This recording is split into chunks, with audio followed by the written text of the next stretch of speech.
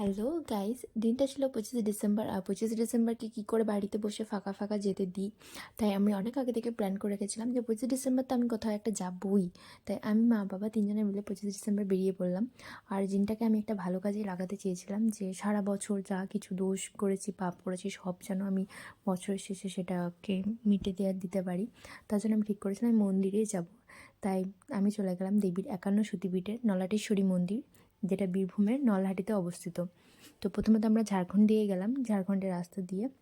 এটা হচ্ছে রনপুরের জঙ্গল। আমার খুব ভালো লাগলো রাস্তাটা, দুপাশে জঙ্গল, মাঝখানে রাস্তা। অবশেষে আমরা পৌঁছে গেলাম নলাটেশ্বরী মন্দিরে। মন্দিরটা বেশ সুন্দর ছিল। প্রথমবারের জন্য মাকে দেখবো, একটু এক্সাইটেডও ছিলাম লাইনে দাঁড়িয়ে পুজো নিয়ে।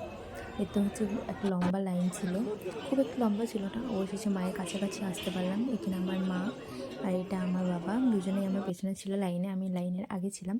অবশেষে মায়ের সাক্ষাৎ পেলাম। মায়ের চোখগুলো বেশ মায়াবী, কী জানি ঠাকুরমশাই কী বলছিল।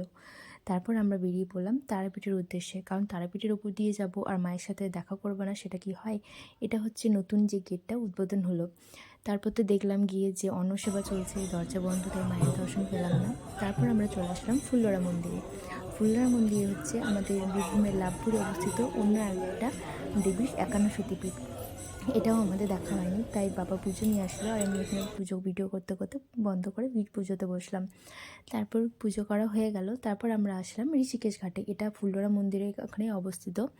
এইসব সমস্ত ডেকোরেশন মানে যা কিছু সবই 2023 এখানে উদ্বোধন হয়েছে। আমি একটা বোর্ডে দেখলাম লেখা ছিল।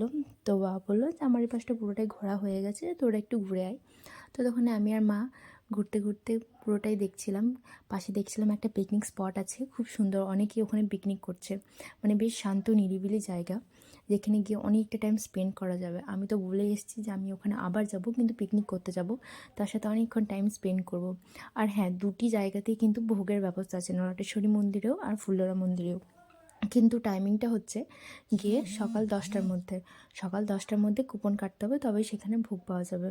তারপর আমরা এখান থেকে বেরিয়ে পড়লাম, দর্শন হয়ে গেছে, চলো টাটা।